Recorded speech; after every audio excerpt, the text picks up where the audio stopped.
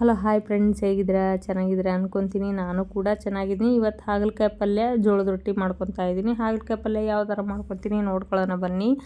ಒಂದು ಅರ್ಧ ಗಂಟೆಗೆ ಮುಂಚೆನೇ ಹಾಗಲಕಾಯಿ ಕಟ್ ಮಾಡಿಬಿಟ್ಟು ಉಪ್ಪು ಅರಿಶಿನ ಹಾಕಿಟ್ಟಿದ್ದೆ. ಅದಾದ ನಂತರ ನೀಟಾಗಿ ತೊಳ್ಕೊಂಬಿಟ್ಟು ಹುರ್ಕೊತಾ ಇದ್ದೀನಿ ನೋಡಿ.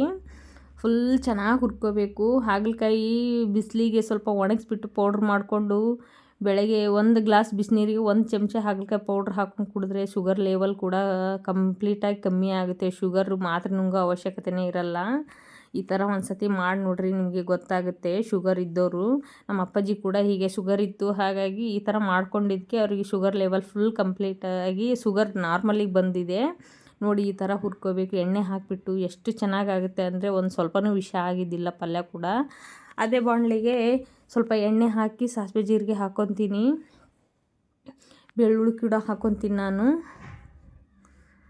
ಟೊಮೆಟೊ, ಕರಿಬೇವು ಹಾಕ್ಕೊತೀನಿ. ತುಂಬಾ ಚೆನ್ನಾಗಿರುತ್ತೆ. ನೀವು ಒಂದು ಸತಿ ಈ ಥರ ಟ್ರೈ ಮಾಡಿ ನೋಡಿ, ಎಷ್ಟು ಚೆನ್ನಾಗಿ ಬರುತ್ತೆ ಅಂತ ಗೊತ್ತಾಗುತ್ತೆ. ಏನಪ್ಪ ಈ ಥರ ಕರ್ರಗೆ ಹುರಿದ್ರೆ ಏನು ಚೆನ್ನಾಗಿರುತ್ತೆ ಅಂತ ಅನ್ನಿಸ್ತಿರ್ಬೋದು. ಟೇಸ್ಟೇ ಒಂಥರ ಚೆನ್ನಾಗಿರುತ್ತೆ. ಅರಿಶಿನ, ಖಾರದ ಪುಡಿ, ಇದು ಶೇಂಗಾ ಪುಡಿ ಹಾಕ್ಕೊತಾ ಇದ್ದೀನಿ, ಸ್ವಲ್ಪ ಬೆಲ್ಲ, ಉಪ್ಪು ಕೂಡ ಹಾಕ್ಕೊತೀನಿ. ಹಾಕಿ ಚೆನ್ನಾಗಿ ಮಿಕ್ಸ್ ಮಾಡ್ಕೊಂಡು ನೀರು ಮಾತ್ರ ಒಂದು ಸ್ವಲ್ಪನೂ ಹಚ್ಚಬಾರ್ದು, ಎಣ್ಣೆಯಲ್ಲೇ ಚೆನ್ನಾಗಿ ಫ್ರೈ ಮಾಡ್ಕೋಬೇಕು ನೋಡಿ. ತುಂಬಾ ಚೆನ್ನಾಗಿ ಕಲರ್ ಕೂಡ ಯಾವ ಥರ ಕಾಣ್ತಾ ಇದೆ ನೋಡ್ತಾ ಇದ್ದರೆ ಬಾಯಲ್ಲಿ ನೀರು ಬರುತ್ತೆ. ಬನ್ನಿ ಟೇಸ್ಟ್ ಮಾಡೋಣ ಹೇಗಿದೆ ಅಂತ.